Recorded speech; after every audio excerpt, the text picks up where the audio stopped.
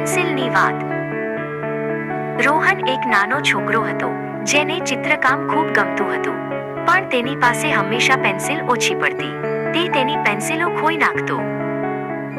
એક દિવસ તેણે તેની મિત્ર દિયાની સ્કૂલ બેગમાં એક સુંદર ચમકતી પેન્સિલ જોઈ. તે પેન્સિલ જાણે તેને બોલાવી રહી હતી.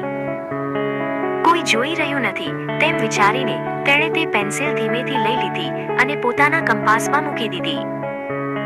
તે દિવસે સાંજે રોહને તે નવી પેન્સિલથી એક ચિત્ર દોરવાનું શરૂ કર્યું, પણ ચિત્રમાં રંગો ખૂટતા હતા અને રેખાઓ વાંકી ચૂકી થઈ રહી હતી.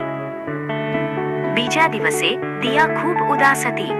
મારી મનપસંદ પેન્સિલ ખોવાઈ ગઈ છે, તેણે તેના મિત્રોને કહ્યું. તે મારા દાદીએ મને ભેટ આપી હતી. રોહને દિયાને ઉદાસ જોઈ. તેને ખૂબ જ દુઃખ થયું. તેને સમજાયું કે તેણે જે કર્યું તે ખોટું હતું. રોહન ધીમેથી દિયા પાસે ગયો. તેણે પોતાની ભૂલ સ્વીકારી અને પેન્સિલ પાછી આપી.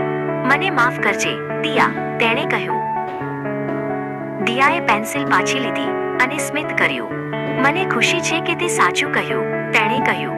પેન્સિલ પાછી મળી ગઈ, એ જ મોટી વાત છે. તે દિવસથી રોહને ક્યારેય કોઈની વસ્તુ લીધી નહીં.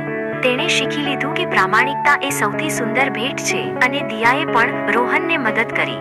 જ્યારે પણ તેને પેન્સિલની જરૂર પડતી, દિયા તેની સાથે પેન્સિલ શેર કરતી. તેઓ સારા મિત્રો બની ગયા.